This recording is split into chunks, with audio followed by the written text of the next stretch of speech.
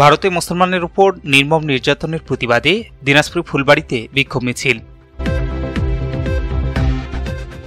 এমকে টেলিভিশনে নিয়মিত সংবাদে আপনাদের স্বাগত জানাচ্ছি আমি শারমিন মিনা। এতক্ষণ শুনছিলেন সংবাদ শিরোনাম, এখন ডেস্ক থেকে বিস্তারিত। ভারতে কসাই মোদী সরকার কর্তৃক মুসলমানদের উপর নির্মম নির্যাতন, মসজিদ ভাঙচুর ও মাদ্রাসা ভাঙচুরের প্রতিবাদে ফুলবাড়ির ৪ নং বেদ্দিগি ইউনিয়ন ওলামা ঐক্য পরিষদের উদ্যোগে বিক্ষোভ মিছিল অনুষ্ঠিত হয়েছে।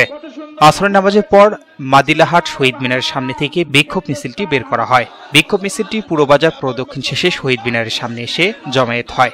সমাবেশে বক্তব্য রাখেন ফুলবাড়ি কানাহার মাদ্রাসার শিক্ষা পরিচালক মুফতি নজিবুল্লাহ, মাদিলাহাট মাদ্রাসার মোহতামিম সুলতান হামিদি, গঙ্গাপুর মাদ্রাসার মোহতামিম হাফেজ আবুল হোসেন, বিশিষ্ট সাংবাদিক মাওলানা আলামিন বিন আজাদ, বেদ্দিগি ইউনিয়ন ওলামা ঐক্য পরিষদের যুগ্ম সাধারণ সম্পাদক মুফাসসির আবু তালহা রাসেল, যুগ্ম সাধারণ সম্পাদক মাওলানা ইমরান হোসেন, সদস্য হাফেজ মুসলিম উদ্দিন, ইসলামী আন্দোলন বাংলাদেশ বেদ্দিগি ইউনিয়ন শাখার সভাপতি ডাক্তার জাহিদুল ইসলাম, সদস্য বেলাল হোসেন সহ স্থানীয় ওলামায়ে কেরাম বৃন্দ।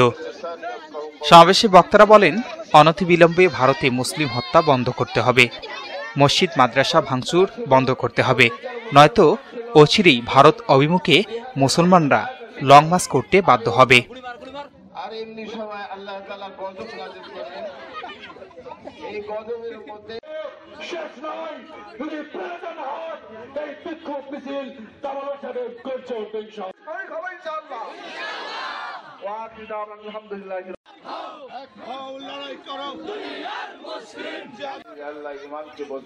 S Rahman, news desk, MK television.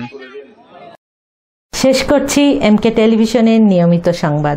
এতক্ষণ সাথে থাকার জন্য আপনাদের সবাইকে অনেক অনেক ধন্যবাদ।